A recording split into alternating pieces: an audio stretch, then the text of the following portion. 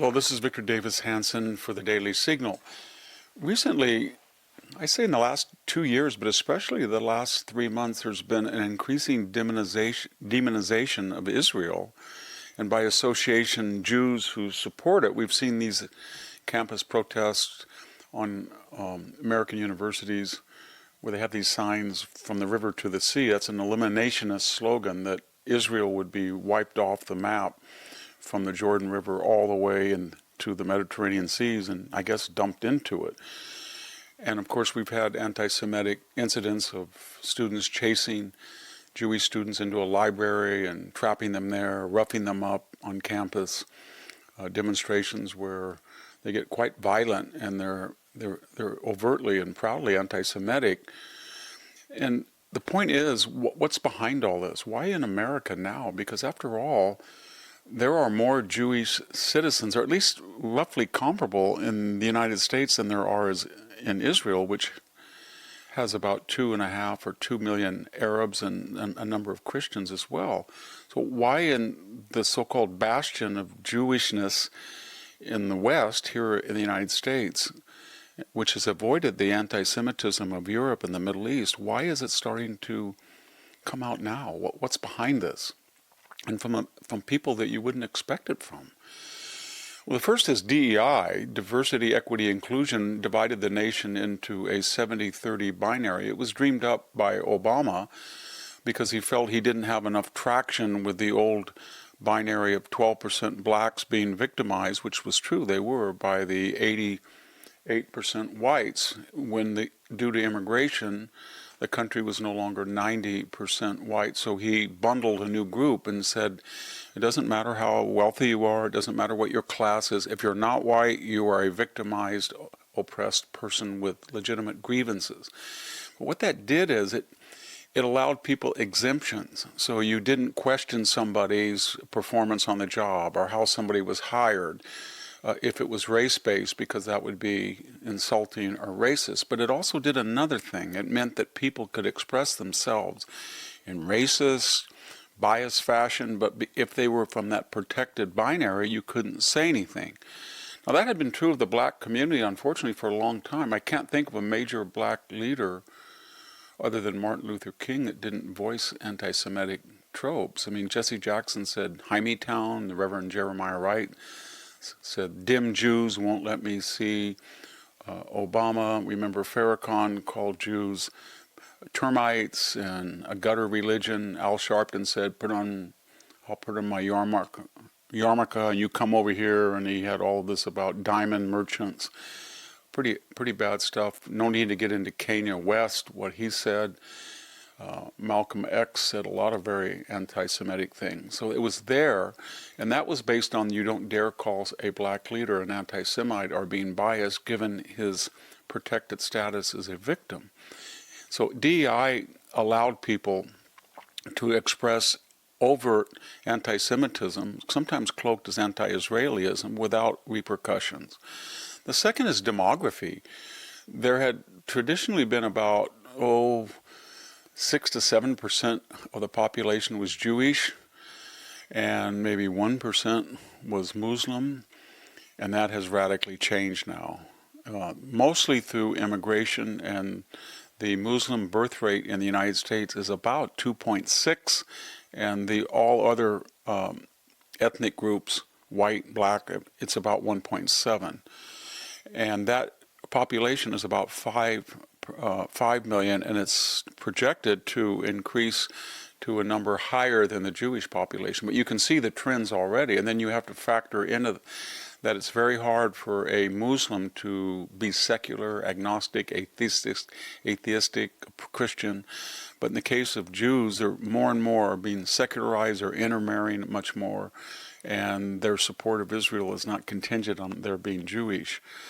More importantly, we're getting billions of dollars. The UAE, Kuwait, and Saudi Arabia are among the top 5 donors to universities in America, and they found Middle East. They have founded Middle East studies programs, and those are not Middle East studies programs. They're indoctrination center for the entire student body.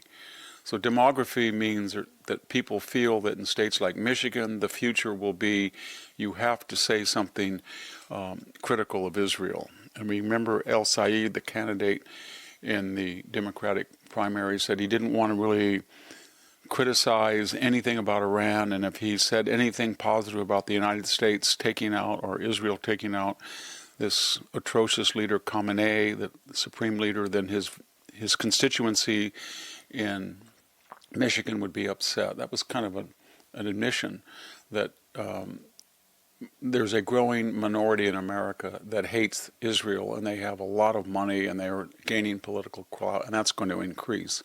What we see in the university is going to be mainstream into society at large. The third is the Democratic Party is not democratic anymore. As I've said before, it has a Jacobin agenda, a French Revolutionary Party agenda. It's not just that they want to tear down statues and rename buildings and change the foundational date to 1619. Those were all Jacobin trademarks. But they have a holistic socialist agenda.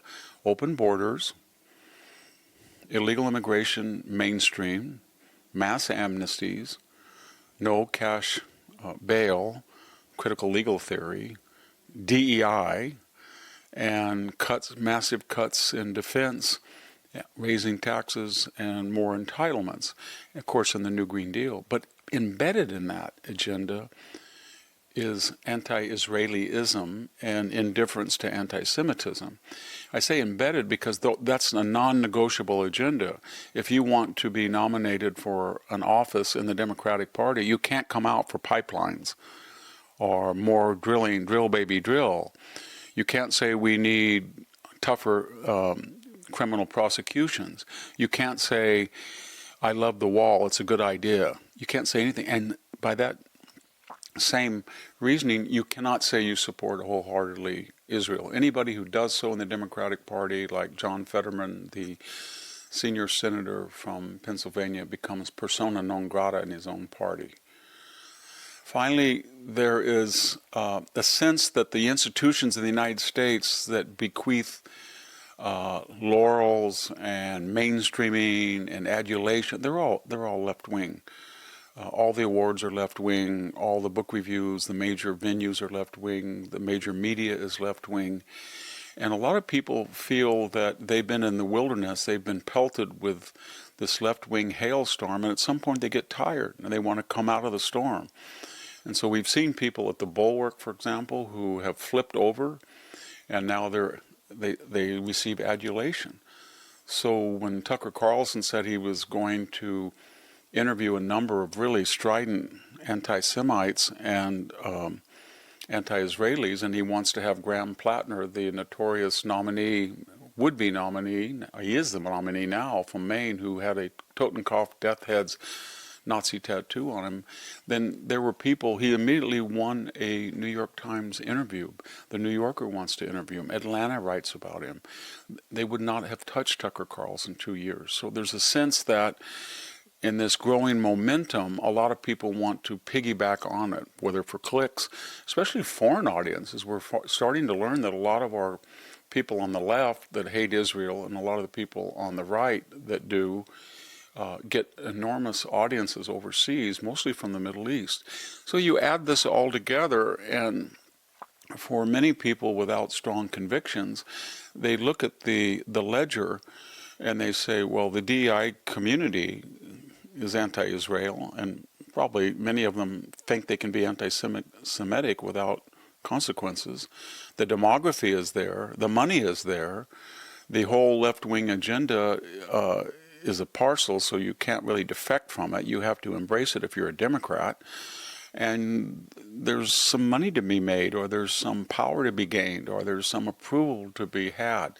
You add it all up, and we're going to see a lot more anti-Semitism. The final irony, the so-called bigot Donald Trump, the so-called racist Donald Trump, he has admitted he's probably going to be the last president that wholeheartedly supports Israel. For now, he is the last dam holding back this deluge. Thank you very much. This is Victor Davis Hanson from the Daily Signal. Thank you for tuning in to the Daily Signal.